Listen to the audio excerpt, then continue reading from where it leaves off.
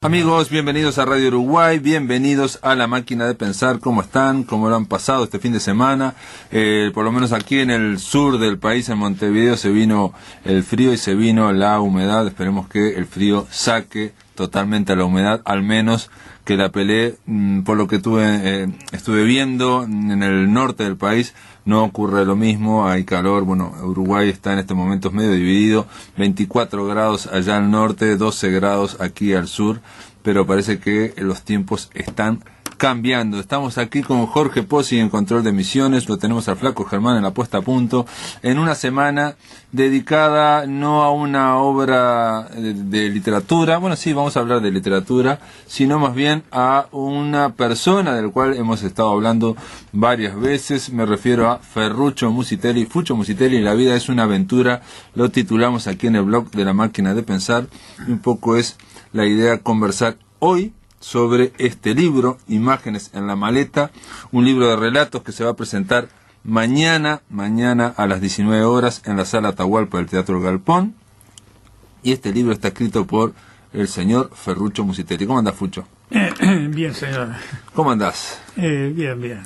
Se trata de cuentos que vos has escrito durante mucho tiempo y bueno, de alguna forma recopilaron y editaron en Trilce, se editó Trilce, Imágenes en la maleta, una selección de esos relatos. Es verdad, sí. Uh-huh. En realidad son...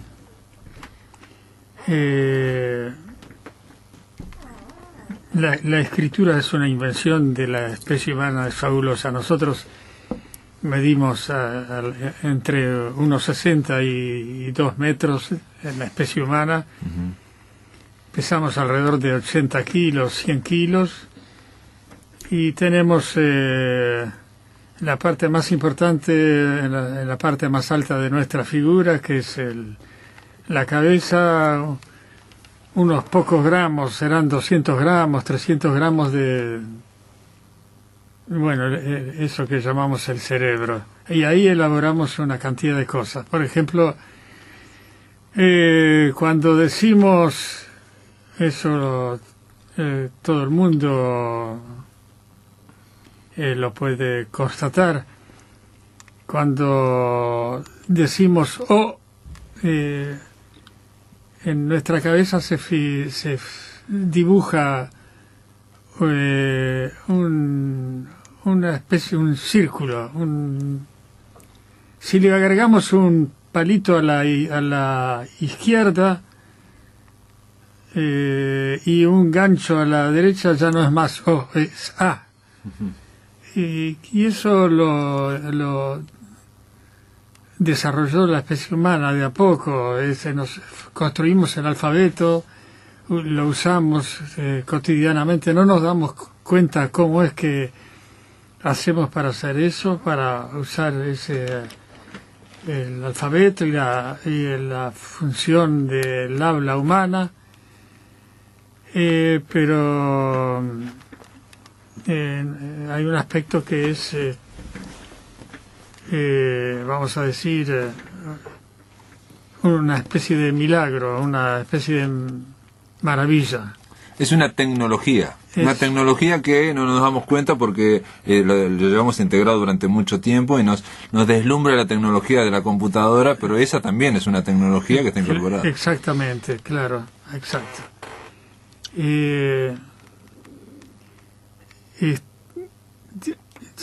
La realidad del asunto es que cuando yo era niño iba a una escuela... no me explico por qué. Tenía una maestrita que me traía libros para leer. No sé por qué me los traía a mí, pero era el único que le traía libros y yo los leía. ¿En Uruguay eso? Sí. No, en África, en Túnez.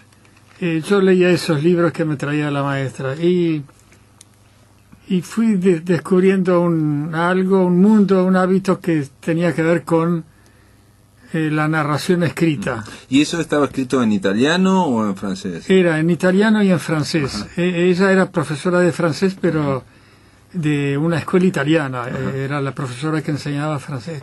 Teníamos 2 idiomas extranjeros para estudiar en Túnez, que eran francés, y los que íbamos a la escuela italiana, que era la que nos correspondía, francés y árabe. El árabe lo perdí, digamos, del árabe soy totalmente analfabeto, ya no reconozco más las letras, pero era tan atrayente como los otros idiomas. El árabe se lee de derecha a izquierda, con unas especies de ganchos y puntos, y bueno, mantener eso mezclado con el alfabeto que conocemos nosotros es muy difícil. Así que cuando vinimos al Uruguay traje un solo libro que se lo regalé a un amigo que estudiaba árabe, que terminó en la India, y así que no tengo ningún libro. Tenía todavía ese libro que era mi libro de lectura árabe. Pero esa maestra te daba para leer esos libros en francés o en italiano y vos los leías y de alguna forma empezaste los leía porque te metiste en lo que es la narración, digamos. La narración, se los devolvía puntualmente, pero no comentaba nada con ella. No, tampoco, no comentaba nada. Ella me traía los libros y había descubierto que yo leía. Y me leía continuamente los libros. Y eso perduró. Mi madre, cuando llegamos acá, me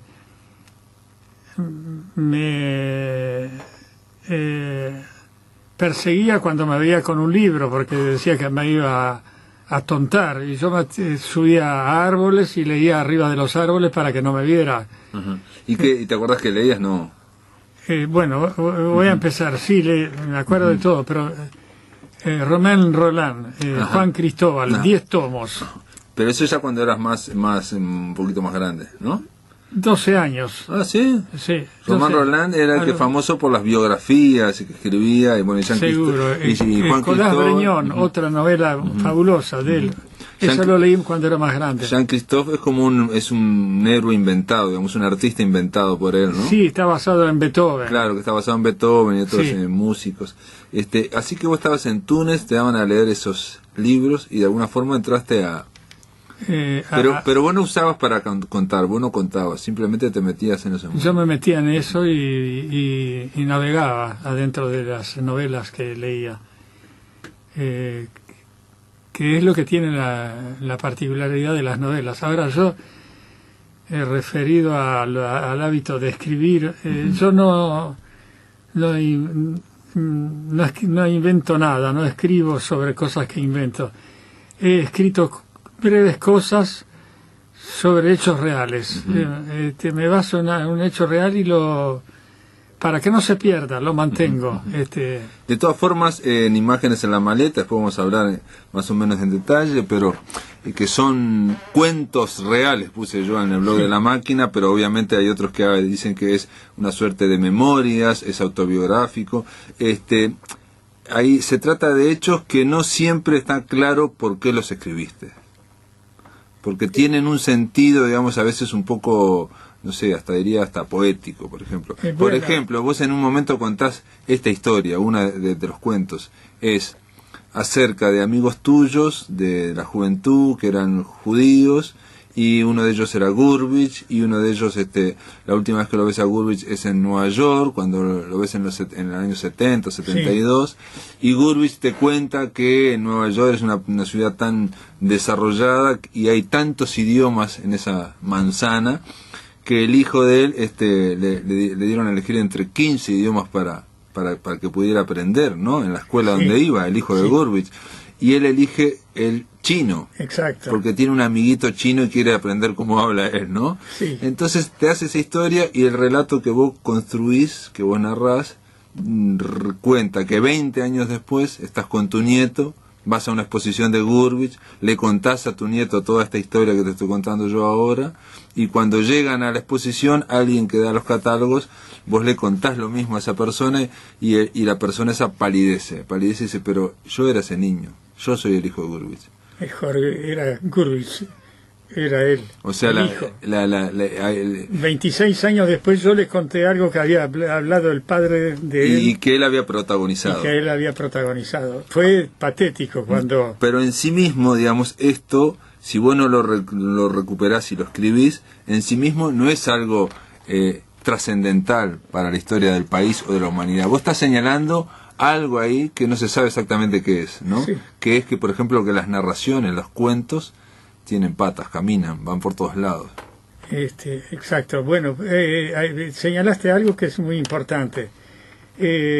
Cuando yo llegué acá, yo tenía 11 años y mis amigos son esos que me nombraste. Mi vecino se llamaba Emanuel Sadesky, judío, y se había criado en Nápoles, en Italia. Guillermo Meltzer era amigo de él, un poco mayor. Y Emanuel Sadesky me trajo a Gurvich porque yo trabajaba con un pintor y había aprendido a pintar.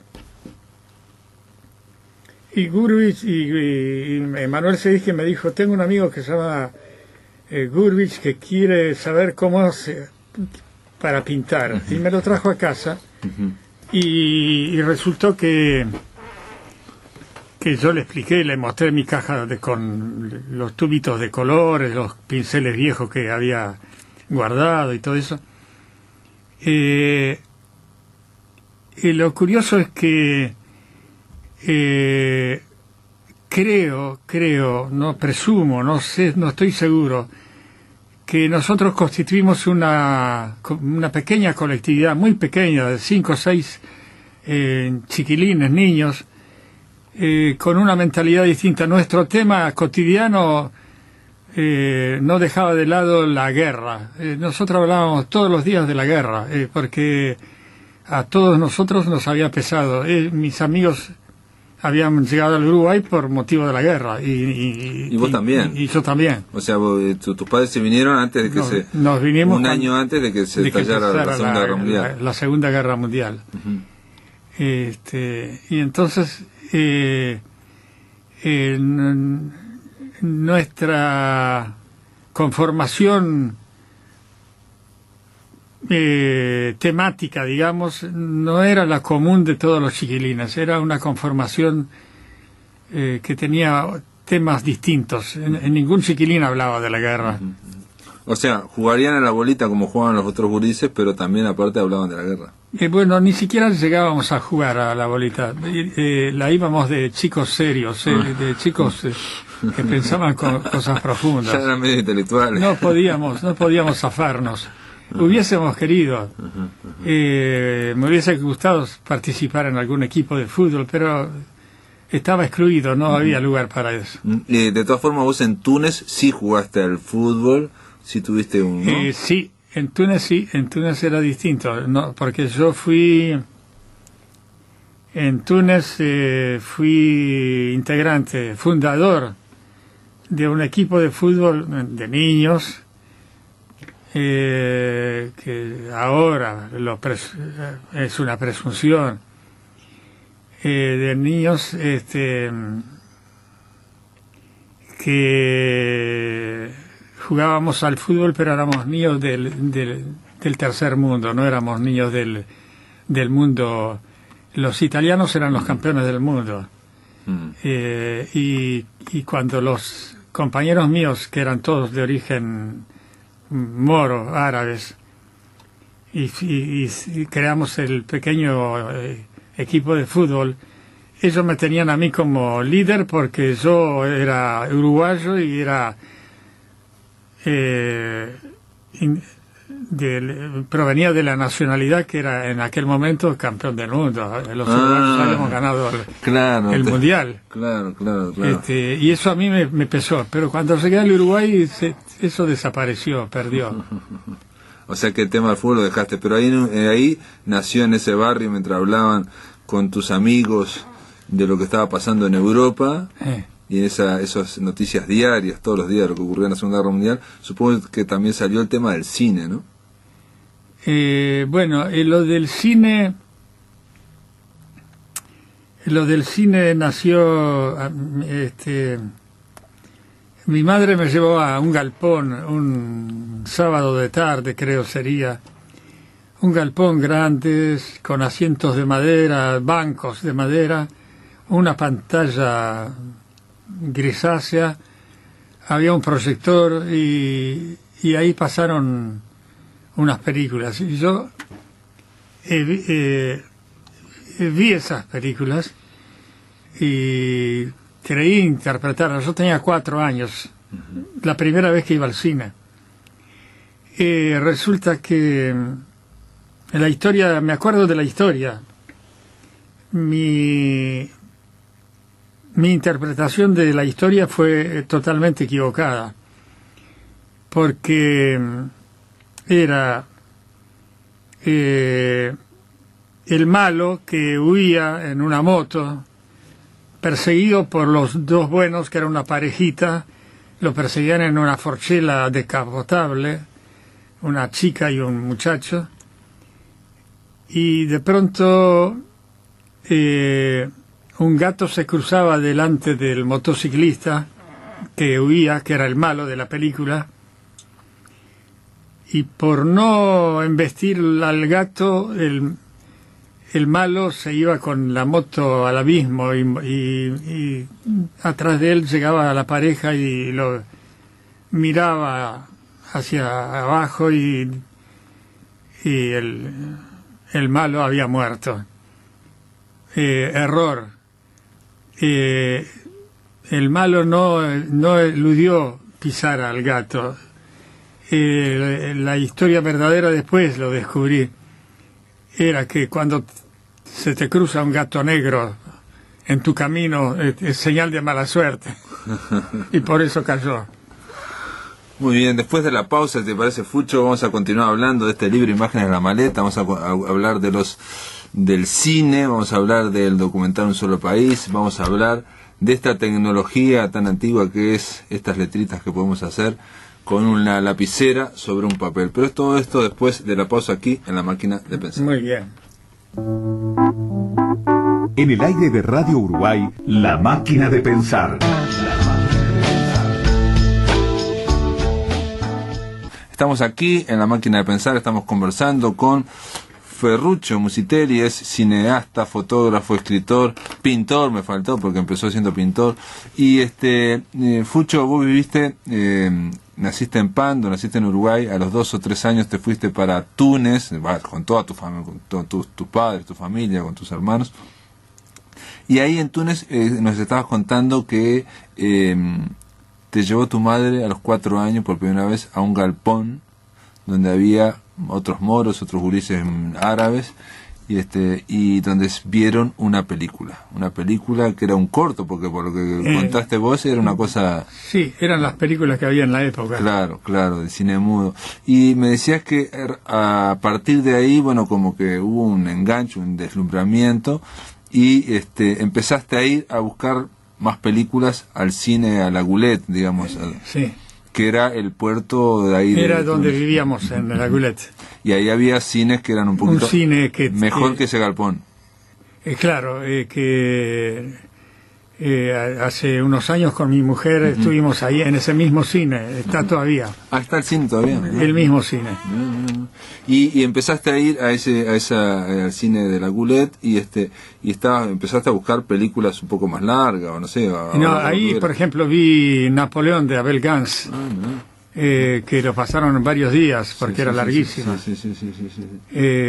O sea, pasaban películas más que nada mudas. Eran la mayor parte mudas, sí. Después el cine sonoro lo conocí unos años después. Unos años después. Y que pasaría también, obviamente, de Chaplin y todo eso. De Chaplin, obviamente. ¿No? Poco. Chaplin no lo descubrí en ese cine, lo descubrí en Montevideo. Entonces quizás ahí era un campo cultural de los franceses, digo, ¿no? Si te acordás de Napoleón, de Abel Gance. Sí, los franceses, todo el material que llegaba ahí era todo francés. Claro. Con los, capaz que viste alguna de Renoir o viste alguna de Eric von Stroheim. De Renoir no, pero de de un cómico que se llamaba Fernandel. Ah, Fernandel, sí. Fue muy famoso. Sí, fue muy famoso. Posteriormente, digamos, sí. tuvo una gran... De Fernandel, le veíamos todo. A mí no me simpatizaba mucho Fernandel, pero era lo que había. Claro, era lo que había. Y ahí fue donde descubriste, digamos, el cine como narración. O sea, la narración en la escritura, en las palabras, la descubriste con esa maestra que te llevaba libros y te daba para leer. El cine lo descubriste más o menos a la misma vez. No, mucho después. Mucho después. Ajá. Mucho después. El cine lo descubrí acá en Montevideo. Vamos a ser justos. Había un semanario que muy importante que se llama Marcha. Disculpame, Fucho, porque yo lo que estamos viendo es que una cosa es conocer el medio, ¿no? La lectura, la narración y el cine, y otra cosa es después querer escribir o querer filmar, digamos, ¿no? Sí. Son dos movimientos que hay. Claro, ¿no? bueno, pero yo igual te tengo que señalar que yo con Marcha descubrí esa particular forma de contar historia, de contar cosas. Marcha tenía dos críticos importantes, Alcina TVNet y Hugo Alfaro. Alcina TVNet se peleó con Quijano y se fue al diario El País, y Alfaro quedó. Y yo me nutrí mucho con la lectura de las críticas de ellos. Y en una oportunidad fui a ver una película de Einstein que se llamaba Alejandro Nietzsky en el cine Radio City, y pasaron un noticiario de cine, el número 1 o el número 2 de Uruguay al día, y cuando vi ese noticiario dije, quiero ver si puedo trabajar en eso. Y al día siguiente fui a ver al director, que se llama Joaquín Martínez Arbolella. Hablé con él y ahí nomás en la misma mañana me dijo, bueno, sube al altillo que hable con el jefe de operadores, usted ya está empleado acá. Y ahí me formé como si cameraman. ¿Y antes no había filmado nunca nada? Nunca había filmado nada. Teníamos unas camaritas que ponías un rollo de 1 minuto, de película de 35 milímetros, duraba 1 minuto, había que sacar el rollo y poner otro nuevo. Y con eso se hacían los noticiarios. Y bueno, después fue evolucionando. Grabábamos sonidos ya para esos noticiarios. Eso es para generar todo, digamos, lo que sería la televisión ahora, el noticiario. La televisión se derivó de eso. Que se pasaba antes de comenzar cada película. Exacto.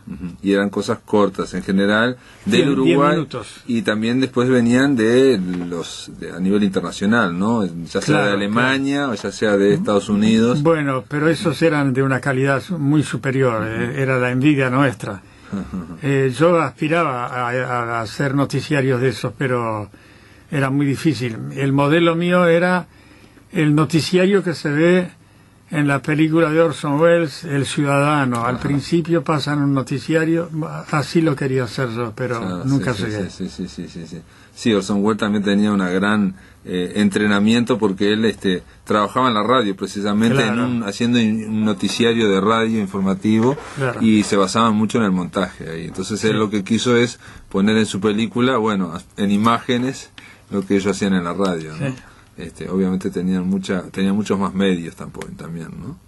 Y entonces ahí se da lo que digamos, el pasaje del cine, digamos, de ver cine a hacer, a filmar, ¿no? A filmar. Y de la escritura, ¿cuándo se da? Porque vos recibías esas narraciones de esa maestra ya en túnez, en francés, en italiano, y en algún momento te pusiste a escribir, empezaste a ver estas letras una con otra. Sí, eso es muy simple, porque el papel es muy barato, es un material tremendo.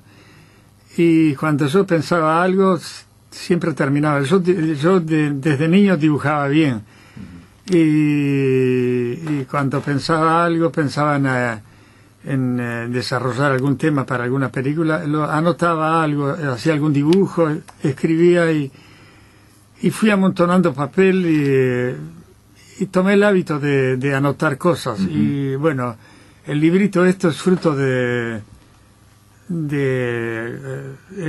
conservar esos papeles, y hace un tiempo mi señora encontró esas cosas y dijo, ¿y por qué no lo publicás? Y yo dije, no vale la pena, pero ella insistió y resolvió, juntó unos cuantos cuentos y quedaron ahí, y veo que terminan que son atrayentes algunos. Bueno. Se leen muy fácil, se leen muy fácilmente, y ahí vos vas relatando pequeños momentos. Por ejemplo, hay un momento en uno de estos relatos, en Imágenes en la maleta, que digamos, obviamente el cuento es mucho más largo, pero trata con Fucho, que vos llegaste aquí con tu familia, digamos la segunda vez que vinieron, sí, ya con, no sé, 9, 10 años, y los primeros tiempos como que no lo pasaban muy bien económicamente, sí, y en ese viaje en barco alguien te regaló un monito. En Brasil te regaló. Exacto, el doctor Sousa. Entonces, en un momento, por un problema económico que tenían, bueno, a vos se te ocurre ir a la cola del Hospital Pasteur con un cuaderno, sí, y rifar el mono, que cada uno te diera 10 centésimos para rifar. Y en ese cuento, lo que surge de ese niño, digamos, en ese recuerdo, sí, es que por un lado vos anotás perfectamente el nombre y la dirección de cada uno de los que te compran un número de esa rifa, y después cuando se da el número, sale el número y saben que bueno, que tenés que ir a la Unión a entregar el monito, el premio que era el monito, no lo llevas enseguida, sino que más allá de obviamente peinar el monito y toda esa historia, escribís en una cartilla todo, la dieta que come, lo que hace. Entonces ahí también está el tema de la escritura. Y cuando llevas el monito querés presentar esas instrucciones, digamos. Sí, no había advertido eso, pero sí, ahora me doy cuenta. Entonces te quiero decir que ya en ese niño está esa afán por ordenarse escribiendo. Claro, no había advertido. Muy bien. Es así, sí. Por eso digo que ya ahí estabas usando esta tecnología que tenemos que escribir, claro, pero la usabas para todo, me refiero, sí, a decir, hay otros que no necesariamente. Otro hubiera dicho, bueno, llevo el monito y le digo, mirá, come tanto y se lo digo, sí, no lo hago por escrito y está subrayado, claro, cada cosa, ¿no? Exacto, es verdad, sí, no había advertido eso, pero ahora sí. Era el que me había comprado el número favorecido, era un muchacho joven, panadero, y estuvimos con el mono en el jardín de la casa de él un rato, y después me dijo, llévalo a tu casa, lo cuidás y cuando tenés ganas me lo traes para jugar un rato. Y fue así, pero después se escapó, se agarró una pulmonía y murió. Panchito se llamaba. Ah, sí, se te escapó el mono. Sí. Bueno, Fucho Musitelli, después de la pausa continuamos aquí conversando. Vamos ahora a una pausa y vamos a el tercer bloque aquí en La Máquina de Pensar, dedicado a este libro que se presenta mañana en la Sala Atahualpa del Teatro Galpón a las 7, a las 19 horas. Fucho Musitelli va a presentar Imágenes en la maleta. Pero esto, después de la pausa, continuamos conversando aquí en La Máquina de Pensar. En el aire de Radio Uruguay, La Máquina de Pensar.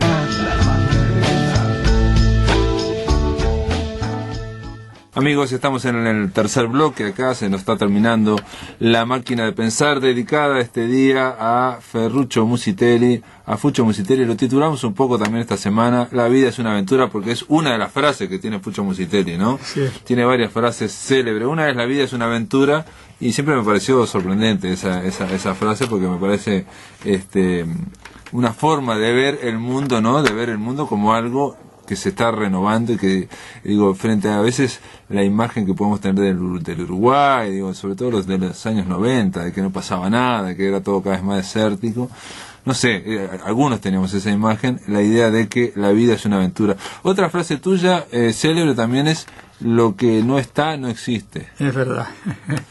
¿Cómo es esa frase, lo que no está, no existe? Es muy simple, si yo no escribo algo o tiro la hoja que tenía escrito, ya no está más, no existe, eso se perdió.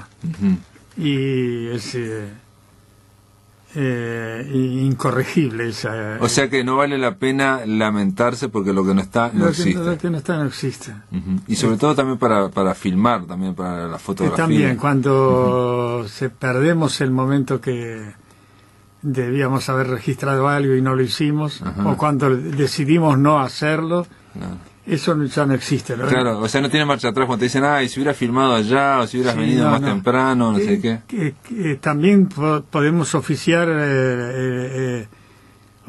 el acto de censura cuando estamos filmando, por ejemplo, ¿no? Y también cuando escribimos, eliminamos algo, borroneamos un renglón. Vos decís que, por ejemplo, en Imágenes en la Maleta, cuando estás sacando algunos cuentos, porque acá se lesionaron. Sí, fue mi mujer, pero no importa. Bueno, pero hubo una selección. Alguien lo seleccionó. Porque hubo muchísimo más cuentos, hay muchos más cuentos que estos. Sí. Ahí los que están son los que existen. Esos que existen, ¿no? Sí. Y para escribir esos cuentos, porque una vez, yo a vos te conozco desde hace mucho tiempo, más de 20 años, nos conocimos allá en Ciencias de la Comunicación, vos hacías taller de audiovisual allá en Ciencias de la Comunicación, y también tenías otra frase que me acuerdo, con respecto a el tema de no preparar, o de preparar las cosas pero no prepararlas hasta el último detalle, o sea, la idea del guión hasta el último detalle, la idea de, o para hacer un cuento también, ¿no? Sí. Tu frase era, la materia dicta. Es verdad, es una frase que uso. Otra frase, la materia dicta. ¿Qué significa esa frase, esas tres palabras, la materia dicta? Los hechos, lo que va pasando delante de nuestra percepción, te dicta lo que en esos gramos que tenemos en la parte más alta de nuestra figura, ahí se ordena después de alguna manera algo y puede pasar al papel, al cine, o solamente quedar en la memoria, pero el tema dicta. Pero vos decís, de alguna forma yo interpretaba también que el tema dicta en el sentido de que empezamos una cosa y hay que como seguirla. Hay que tratar de buscarle el sentido. También digamos. puede ser, es verdad, puede ser que el tema me dice, si el tema tiene tal importancia, me obliga a trabajar en ese tema y a seguirlo. Y es difícil eludirlo a veces, el tema. Pero entonces, por ejemplo, porque cuando hablamos de la materia dicta parece más bien de un escultor, ¿no? O sea, que si vos te das un pedazo de un bloque, vos vas siguiendo la veta del bloque. Ahora, cuando estamos hablando de la ficción, o cuando estamos hablando de narrar un cuento, o de ser una película, ¿no parece lo mismo o es lo mismo? No, pero se basa, depende de qué ángulo uno lo toma. Cuando digo el tema dicta, yo tengo preferencia por observar qué es lo que pasó, qué es lo que pasa. Y eso que pasa me está dictando a mí mi pulso, la mano, la pluma, para fijarlo de esa manera. Ese tema me dictó a mí qué es lo que yo tenía que escribir. Y de alguna manera es así. Puede ser que alguna cosa resulte desviada o falseada, pero en general el tema igual dicta. Y eso se aplica porque lo que se ha hecho, no en estos cuentos, porque estos cuentos son muy, yo diría, van directos, son bastante lineales, van directo al punto, aunque algunos, por ejemplo, el que yo estuve contando acá del hijo de Gurvich y de Gurvich, ¿no? Que parece que estás hablando de algo como que estás haciendo un rodeo que al final culmina, digamos, en una especie de círculo, ¿no? Cuando la persona recibe el catálogo y dice, no, yo soy el hijo, yo soy el que está contando, ¿no? Ese soy yo, yo era ese niño, ¿no? Sí, en esa especie de rodeo también está el tema de que el tema dicta, la materia dicta, o sea, se va siguiendo eso y por eso no sé. Bueno, puede ser que en ese caso no, precisamente. Puede participar algo afectivo también en eso, que hace que cambie. Hay otro cuentito por ahí que se refiere a Adrian Porter, un cuento sobre un personaje. Bueno, eso es casi el tema ese. me surgió y casi se impuso. Casi diría, es algo de eso que se podría llamar el tema dicta. El tema dicta. Acá en este caso en Adrian Porter se trata de que a vos, Fucho, te llaman desde Buenos Aires por la BBC para que viene un hombre, un inglés, porque quiere filmar algo. Entonces son unos buenos pesos y vos decís, bueno, que venga, lo vamos a filmar. Y viene con otra persona y filman a determinadas gentes y vos decís, no le encontrás sentido eso que nos están pagando para filmar algo que yo no le veo el sentido. Gente hablando, determinados políticos, determinada gente. Y después se lo llevan eso, no se sabe para qué, y después aparece de nuevo Adrian Porter para plantear, estamos hablando del año 72 aproximadamente, ¿no? Para plantear que él quiere contactarse con los Tupamaros, con el movimiento de liberación nacional, y te lo plantea a vos, y vos querés salir corriendo en ese momento, y bueno, y hablas que acá no la mencionás, con una abogada, que esa abogada podemos decir quién era, ¿no? Podemos decir quién era esa abogada. Era María Esther Gilio, esa amiga abogada. Mía, y yo pensé... ella era abogada de presos tupamaros, entonces dijimos, hablen entre ustedes, yo no quiero saber de nada con este vínculo, con este contacto. Y la cuestión es que, bueno, vos después seguís hilvanando esa historia a través de lo que pasó en los diarios, ¿no? Claro. O sea, lo que pasó en los diarios es que vienen del Foreign Office, de la Cancillería de Inglaterra, de Gran Bretaña. En un día y medio, en 2 días, se entrevista con el jefe de policía, con el ministro del Interior, con el presidente de la República, y el canciller británico, se va. Y a los pocos meses, o en poco tiempo, a los pocos meses, ocurre la fuga, la gran fuga que se llamó el abuso de Punta Carretas. Más de 100 o 110 presos tupamaros escapan, y 3 meses después se libera al embajador de la Gran Bretaña, al embajador Jackson, ¿no? Y vos lo planteás así como que esa fue la sucesión histórica, esos fueron los hechos, y lo que planteás antes, que te tocó vivir, digamos, fue especie de tercer hombre, ¿no? Sí, exacto. Como si fuera Graham Greene, ¿no? Adrian Porter, ¿no? Bueno, porque si pensamos, es absurdo aceptar que más de 100 personas se vayan en la misma noche en 4 ómnibus y nadie se nota nada. Es absurdo, no existe. Sí, vos decís que es un caso, digamos, el abuso la gran fuga masiva de Punta Carretas, que es casi inverosímil, es muy poco verosímil, digamos, en cuanto a que no volvió a ocurrir en ningún lado del mundo, ¿no? No volvió a ocurrir. Es más, yo había leído una vez que la segunda fuga masiva que se dio en el mundo era la mitad de gente, que no que se vayan 50, 60 personas ya es muchísimo, ¿no? Que se vayan 110 o no sé cuántos es como un pueblo. Entonces vos lo que planteas ahí, sin decirlo en ese cuento, yo no pruebo, es que pudo haber habido algún vínculo entre el embajador británico que estaba secuestrado, entre el canciller que vino a tratar de ver cómo liberamos a británico, entre Adrian Porter que vino a contratarte a vos, agente, que no tenía ni siquiera una tarjeta, anotó en un papelito el nombre de él. Que fue lo que te llamó más la atención, porque la gente de la BBC con la que vos trabajabas habitualmente, todos tenían sus grandes tarjetas. Claro, con letras doradas. Y Adrian Porter tenía una esquelita ahí, es que lo arrancó de una libretita de rulo de esas. Lo arrancó una libretita. Eso te llamó ya la atención. Y entonces vos de alguna forma vinculás todos esos hechos, los exponés en el cuento, para que el lector haga, o si quiere, una relación. Lo que le parezca. Claro, una relación. En ese caso vos decís que también sería un ejemplo de la materia dicta, de que el tema dicta. También, exacto. Interviene eso. De todas formas, yo creo que en general eso se puede aplicar a todos.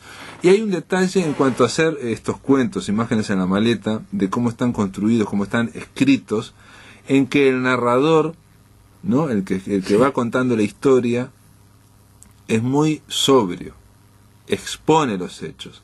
Ocurrieron así, Sí. ocurrieron asá.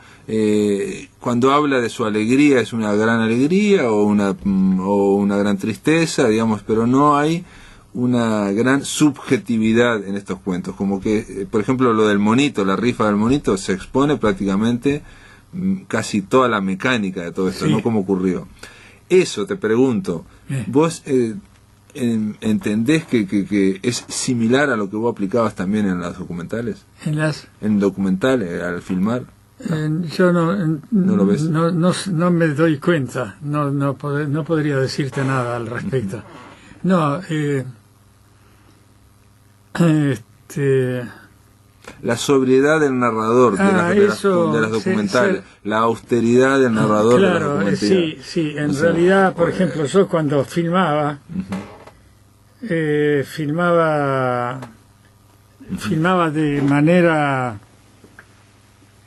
lo más simple posible, porque después que uno filma hay que procesar el material. Era otra época, no es como ahora que disponemos de una cámara que filma 2 horas corrida. Yo trataba de ser muy económico y filmaba y ya pensaba cómo iba a editar ese material, y entonces mi tarea era muy simple. Yo filmaba lo necesario para contar lo que se había presentado bajo nuestra nariz, y eso, suponete, esta mañana, y mañana de mañana ya el material estaba pronto, y a fin de semana se grababa el sonido Por eso digo, es esa idea, digamos, económica, de tratar de narrar lo más económica posible, que es también algo, un esquema de narrativo de los yankees, creo Sí. yo, ¿no? O sea, del cine norteamericano más que del cine europeo, me parece, digamos, ¿no? De estas cosas muy generales que estamos Sí. hablando, ¿no? Pero Sí. esa idea de la prosa lo esencial. al servicio de la historia, al servicio de la narración, Sí. de las mismas formas que en las filmaciones. Para terminar, Fucho, eso, digamos, se puede plantear como paralelos. En esta Imágenes en la maleta también está el tema, me parece a mí, de que vos durante mucho tiempo escribiste, durante años y años y años, estuviste escribiendo y acumulando en cajones y en cajas de cartón esos cuentos, y de alguna forma no los terminabas, o no los terminabas de corregir, o no los terminabas de seleccionar. Y vos planteás aquí, en este libro, Imágenes en la maleta, un epígrafe, una cita, que es de Gonzalo Torrente Ballester, de una novela que se llama La isla de los jacintos cortados. Es lindísima. Es una linda novela, yo la leí, me gustó mucho. Dice así esta novela, La isla de los jacintos cortados. Y es el epígrafe de este libro, Imágenes en la maleta. Dice forma quien dice orden, dice final quien dice redondeo. Prácticamente toda narración puede ser infinita, igual que amorfa es como la vida. Darle un final, darle una forma, es la prueba más clara de su irrealidad. Por tanto, ¿para qué enredarnos en elucubraciones? Como irreales te ofrezco estas historias, que es a lo que intentaba llegar, y tú verás. Exacto, extraordinario eso. Por eso muchos de esos papeles quedan en la caja de cartón. Y esa idea de no terminar, vos ¿a qué la adjudicás? ¿A qué la adjudicás esa idea de no terminar los cuentos? Porque también en el cine muchas veces filmaste y, bueno, no sé si no terminabas, en el cine terminabas más bien las cosas. Es complejo. Llega el pensamiento de para qué, quién va a estar interesado en eso que estoy desarrollando. Y cuando yo más o menos tengo algo anotado, si tuviera que seguirlo, podría apelar a esos renglones y seguirlo, pero me basta tener una anotación y que ahí queda. Si hay utilidad en desarrollarlo, probablemente eche mano de nuevo a la pluma y lo culmine, pero se da pocas veces. O sea que vos decís que, digamos, los escribías y no los terminabas porque de alguna forma te calmaba interiormente, te satisfacía Ya estaba. ese estado, digamos. Sí. Muy bien, de todas formas, los cuentos que hay ahí, los cuentos reales, los relatos reales que hay en Imágenes en la Maleta, esos sí están terminados, esos sí tienen un final, o por lo menos tienen un sentido, porque en realidad uno lee estas historias y dejan ese sabor, hay un sabor sutil, un sentido casi poético de estas narraciones, que no son narraciones de cosas gigantescas, sino que son narraciones de cosas cotidianas que te ocurrieron a vos o que vos viste o te contaron. Mañana Imágenes en la Maleta se va a presentar de Fucho Musitelli, se va a presentar con la participación, os lo dije, va a estar Inés Bortagaray, ella es una escritora, una joven escritora y cineasta, va a estar Dardo Delgado, va a estar Carlos Escabino y va a estar el autor Fucho Musitelli mañana martes 3 de julio a las 7 horas en el Teatro El Galpón, en Sala Atahualpa. Están todos invitados, todos pueden ir, es gratis por lo menos ir, incluso te pueden dar hasta un vaso de vino y ahí se puede comprar si quieren o no, en base a lo que quieran, este libro Imágenes en la Maleta, editado por Trilce, y que es el primer libro de una gran tanda de Fucho Musitelli. Bueno, gracias por estar acá. Solamente quiero anotar que Pablo Silva, en ciertos aspectos sos responsable porque sos inventor de esa cosa que se llama un solo país y la lectura. Algo de eso me arrastró a culminar con este. No hablamos, la verdad que no hablamos del documental Un Solo País, pero si ustedes van al blog de La Máquina de Pensar, Andrés Capelán puso, ahí también hablaremos del último documental de Fucho, Un Solo País, y ahí hay un link, un vínculo donde pueden verlo en YouTube. Son el último documental que ha hecho ahora este hombre, Fucho Musitelli, son 22 minutos, vale la pena verlos, por favor, esto es gratis, pueden verlo a través de Máquina de Pensar, a través de web, a través de YouTube. Y ahora nada, culminamos con la puesta a punto informativa en manos de Gustavo Pérez Berrueta, y que nos va a informar sobre toda esta movida que hay en Uruguay y en la región. Esto es todo, amigos, hasta mañana.